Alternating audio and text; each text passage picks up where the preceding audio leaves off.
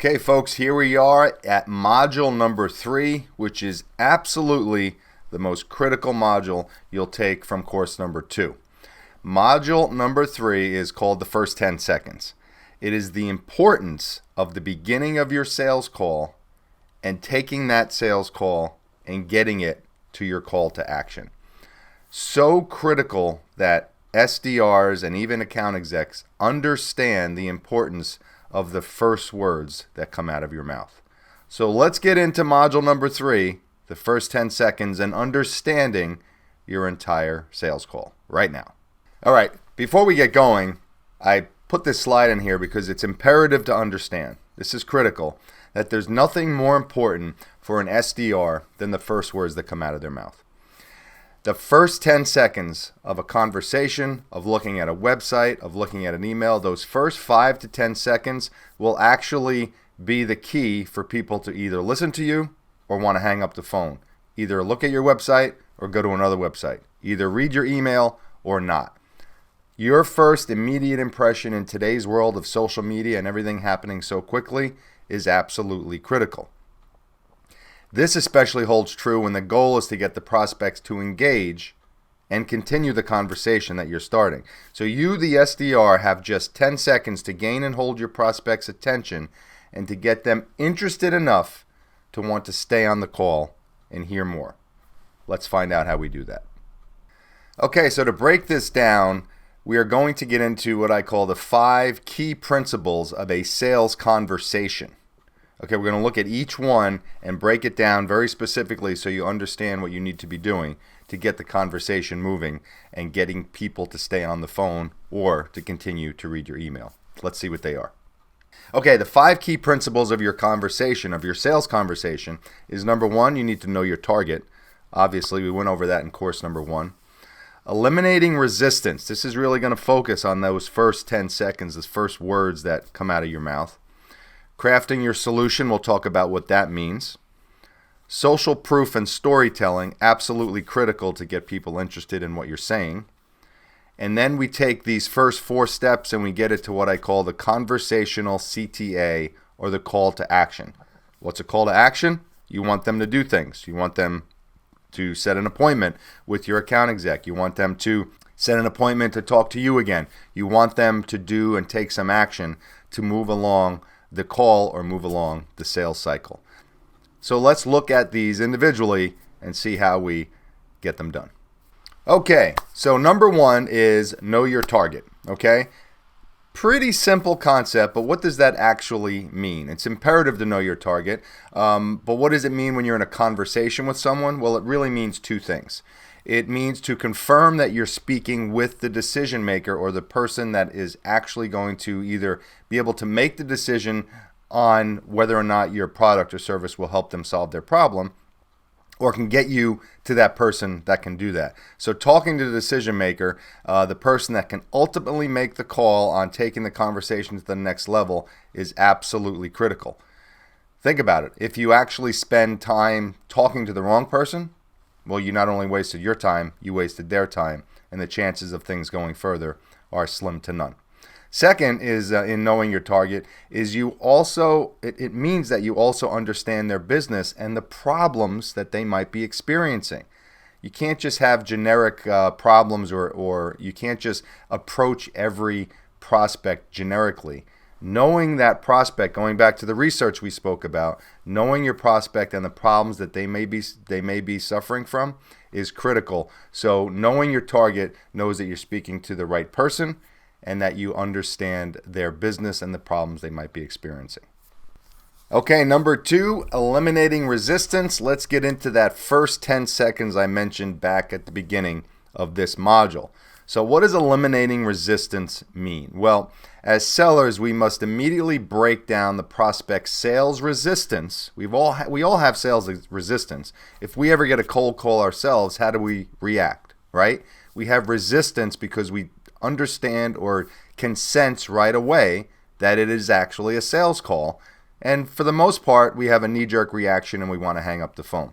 So we eliminate this resistance, or we try to soften it as much as we can by making a great first impression. Most SDRs fail to do this because they start the conversation in a generic salesy way, and the person is now thinking, oh, it's a salesperson. How do I get them off the phone? Or some people are rude enough to just literally hang up on you. So almost 100% of the time, the resistance starts literally as soon as you open your mouth, because most SDRs use cliche openings, or they try to be cute, and that immediately makes the announcement psychologically that this is a sales call.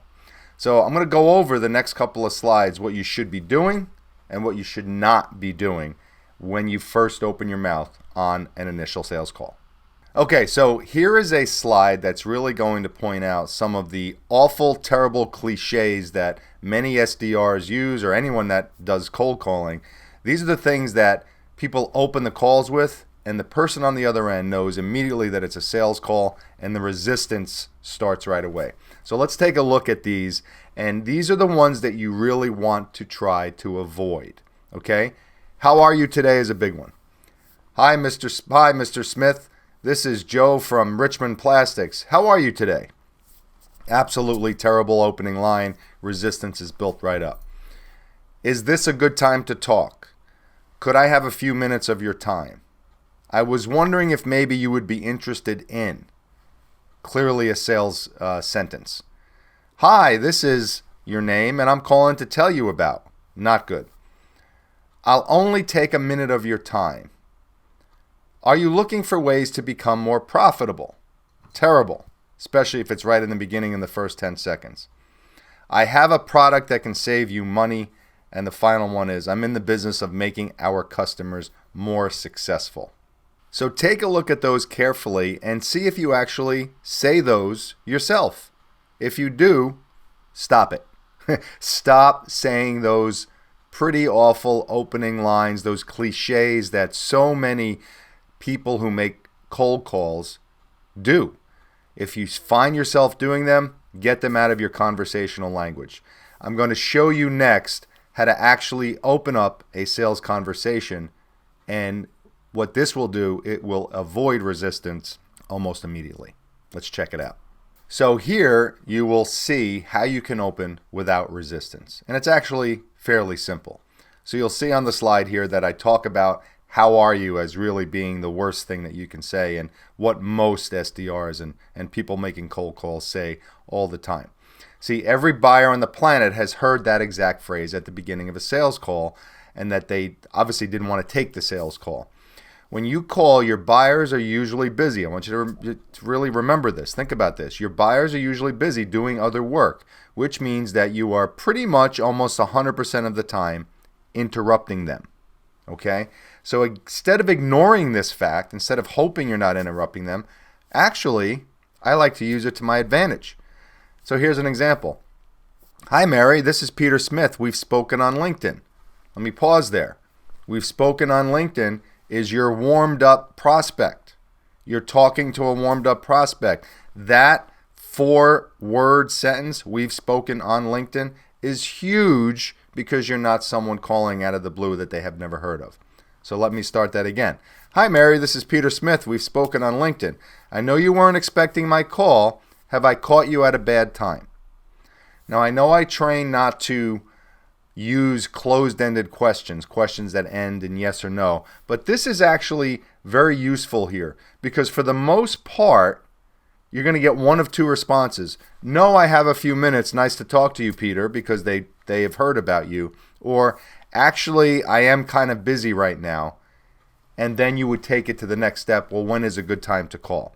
So, hi, Mary, this is Peter Smith. We've spoken on LinkedIn. I know you weren't expecting my call. Have I caught you at a bad time? First of all, you're not a stranger. This is a warmed-up target, like I said.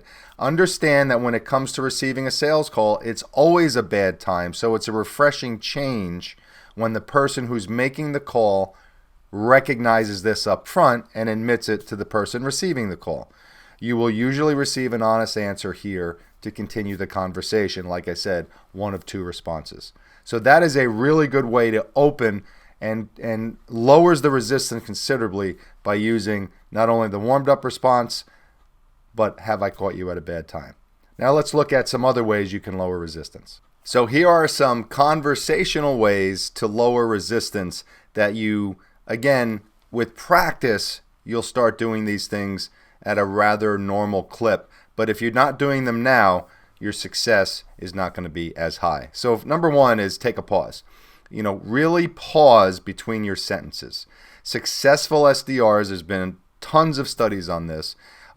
Successful SDRs and reps pause 5 times longer than their counterparts and remain calm in the face of some objections or adversity, things like that.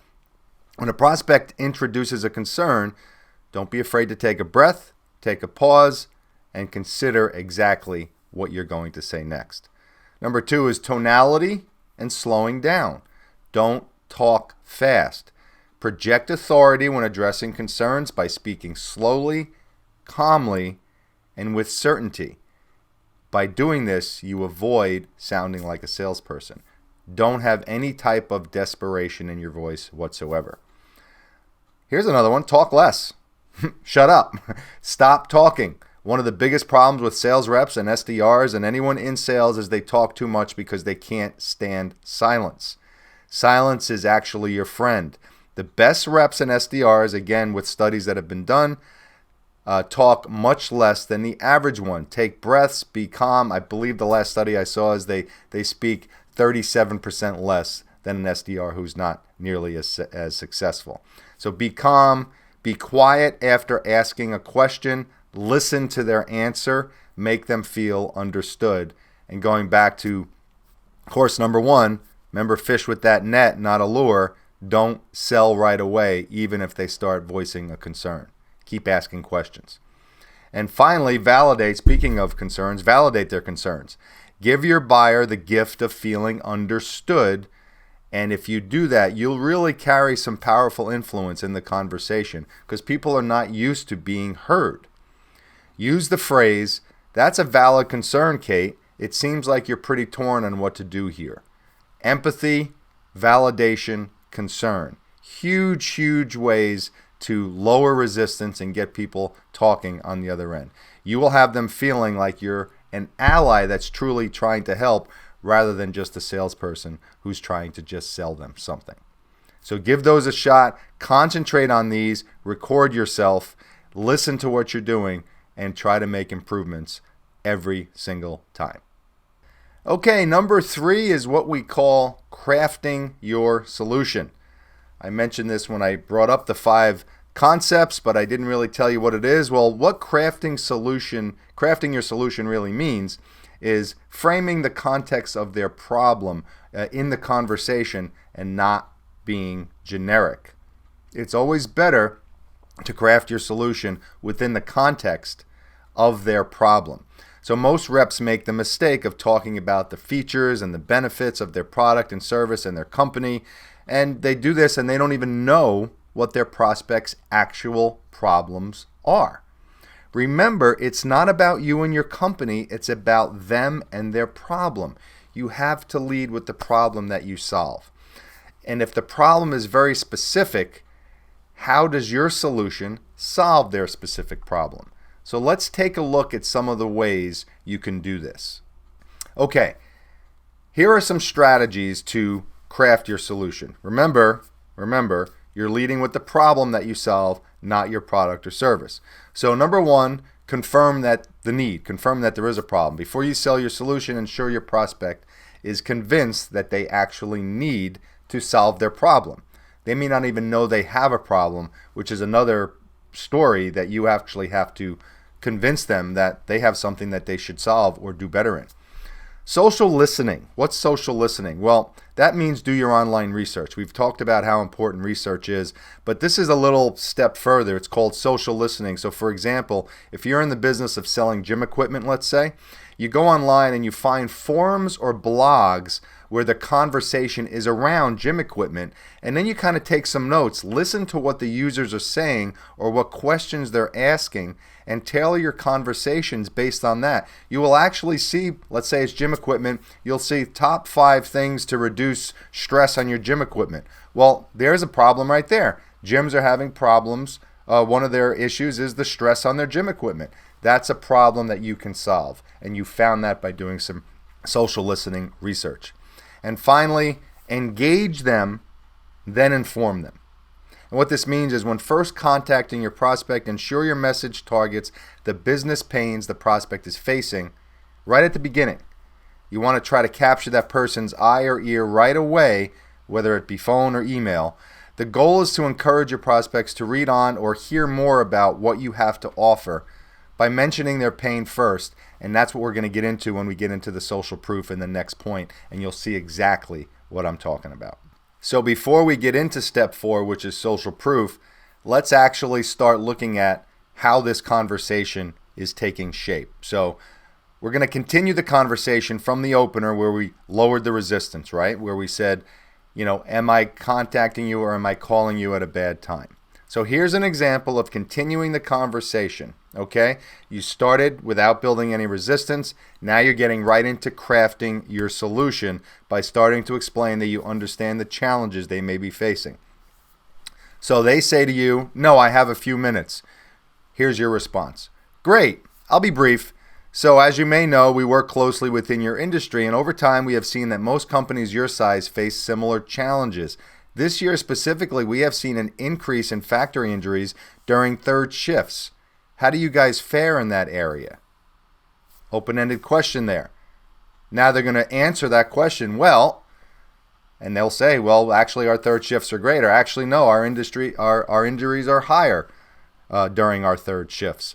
The open-ended question here makes them answer that yes, they are encountering a similar problem, or no, they are not, which means you can answer accordingly. In either case, you are heading into the conversation in a helpful, non-salesy way rather than a salesy way and a non-helpful way and a way that creates resistance. And now you'll see in number 4 how social proof will continue to build trust and continue the conversation of lowering resistance and having them being engaged with you. Okay, social proof and storytelling, one of my favorites, and really, if you get this right, if you become really good at this, you will see your success go through the roof. So what is social proof and storytelling? Well, it's a psychological and social phenomenon in which people copy the actions of others in an attempt to reflect what they call, or what psychologists call, correct behavior in a given situation. So in other words, as humans, we are wired to follow the examples of others that are similar to us. We actually think in our brains, well, if they're doing it, it must be the right thing to do. Why does this matter during a sales conversation? Well, expressing that another company very similar to your prospect not only had the same problem or pain, but also that your solution helped alleviate that problem or solve it, will make them more comfortable listening to that solution. And doing this within the context of a story, so social proof and storytelling, is a home run. They're going to think, wow, that company is just like us. They had a very similar problem, and this company, Joe Smith's company, solved that problem. Social proof is everywhere. Start paying attention to it, but how you use it in a sales conversation is very important. Let's take a look. Okay, so now let's take a look at an example of what social proof looks like within the conversation. Using social proof is actually an extension of crafting your solution, because now you're getting into the problem that you may have solved for another company. So let's take a look at what this looks like. But before we do that, before I get into the actual conversation, I want you to be very careful with social proof as well, because social proof can be used in a way where it can backfire. Meaning, if you stay generic, for example, hey, we've helped a lot of other companies do this, it just sounds like you're talking and there's nothing to back it up. You need your social proof to not only be based around a story, but it needs to be specific and very similar to the company you're speaking to. So let's take a look at how the conversation would continue. So we did our lower resistance, we got into our crafting the solution. They answered the question, yep. Now we do have that problem in third shifts. We do have a lot of injuries. Here's your response for there. Wow, that sounds pretty stressful for you and your employees. You're going to pause here. Pausing is very powerful. Wow, that sounds pretty stressful for you and your employees. Well, we worked with over a dozen companies in your niche, but one in particular that is very similar to you, ABC Plastics, was also having the same issue. In fact, their injuries were up 24% 2 quarters ago, but once they decided to talk to us, we were able to reduce those incidents by 78% with 2 simple solutions. This will get them thinking, yes, they have the same problem. ABC Plastics has the same problem as us, and we're very similar to ABC Plastics. And also, that other company, just like them, solved the problem with your solution. You do all this without sounding salesy. You're sounding very helpful. So this needs practice. You really need to practice this. But if you get this down, it will take your success level to the next level. Social proof and storytelling is absolutely critical. And here's something to remember with social proof. If you can describe the buyer's problem better than they can themselves, they will automatically assume you have the best solution. If you sound like this is something you deal with every single day, you will go a long way into having them really want to hear what you have to say and your product or service and how that can solve their problem. A targeted customer story is the best way to do this. Talking about someone else like them who had a similar problem almost always will get them interested in hearing what your solution is. Okay, here we are. The call to action, the CTA, the point of the whole conversation. See, if you've done a good job to this point, you are into the conversation, the prospect agrees that they need to solve the problem that they're having.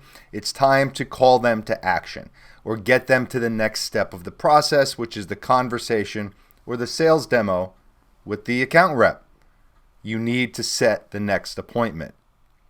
In this situation, don't overthink it. Once they're engaged in the conversation with you and indicate that they have a problem that they would like solved, simply assume the next step is to set up a time and to get them an in-depth understanding of your solution with your account rep. Let's take a look at an example of this. So remember, I don't want you to dance around at this point in the conversation. One of the mistakes that quite a few SDRs make is they continue to oversell, they continue to talk when the person is basically saying, yes, I'm interested in a solution here. So call them to action as soon as they show that type of interest. Once the prospect expresses a desire to have their problem solved, ask them to take the next step. So let's see now. You told them about how you helped ABC Plastics. They responded and said, wow, I'd be interested in hearing about that. You would then say, well, I'd love to put you in touch with our expert in this area, Bill Davis. He can take a deeper dive into your challenges and come up with ways to fix it. What works better for you, Tuesday or Wednesday? Right to the call to action. They indicated a problem that they needed solved. They indicated that they're having the same problem that ABC Plastics is having. They want a solution. No need to keep selling. Get them to the appointment to the account exec. In most cases, if this is done correctly to this point, you should be able to move the conversation forward to the appointment. If you encounter resistance here, it's probably an indication that you went a little too quickly or came across as salesy in some part of the conversation. If that conversation was recorded, learn from it. Watch it. Try to figure out where you went wrong, and then don't do it again the next time. You can always use all of your conversations to learn from, which is why I always stress to record your conversations whenever you can. But get them to the CTA, call them to action, and then you'll be on your way. So now, let's look at this from start to finish. Let's look at this conversation when you put all of these pieces together and actually how simple and easy it will flow if it's done the right way. So here is one conversation that we've been talking about throughout. I'm going to put it all together here for you, and it's with a warmed up prospect. Remember, a warmed up prospect is a lot better use of your time than cold calling. Okay? Now, also remember this is a framework. Okay? I don't want you to be reading a script here. I want you to have concepts in your head on how you can move your conversation forward without sounding like a salesperson. Okay? So every prospect, every customer is different. You have to start learning how to be a little nimble on your feet, and then you'll have much greater success if you employ these 5 concepts that we just spoke about. So let's look at the conversation, okay? So hi, Mary. This is Peter Smith. We've spoken on LinkedIn. I know you weren't expecting my call. Have I caught you at a bad time? Mary responds, oh, hi, Peter. No, I've got a few minutes, actually. Great. I'll be brief. So as you may know, we work closely with many companies in the plastic industry, and over time, we have seen that most companies your size face similar challenges. This year specifically, we have seen an increase in factory injuries during third shifts. How do you guys fare in that area? Mary's going to answer the question. Oh, yes, Peter, we've really been struggling with that this year. Way too many injuries. Peter's going to respond, wow, that sounds pretty stressful for you and your employees. Well, we've worked with over a dozen companies in your niche, but one in particular that is very similar to you, ABC Plastics, was also having the same issue. In fact, their injuries, believe it or not, were up 24% 2 quarters ago.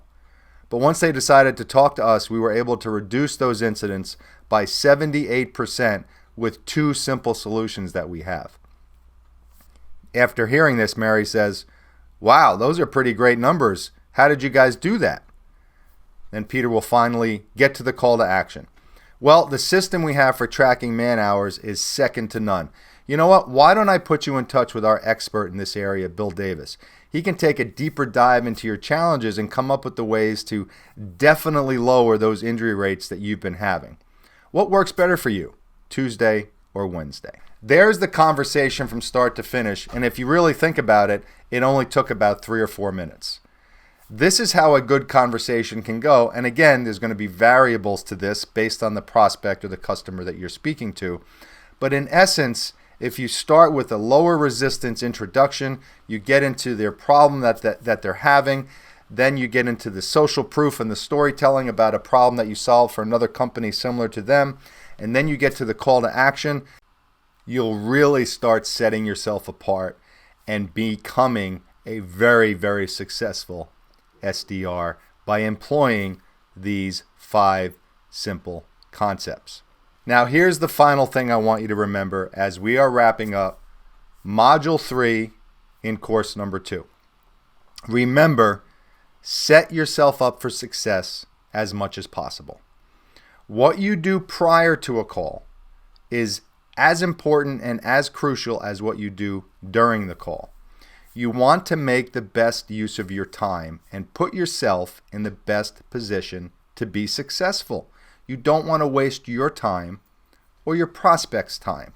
And you do this and you achieve this by preparing and warming up your prospect as much as possible. It really is one of the critical things you can do as an SDR.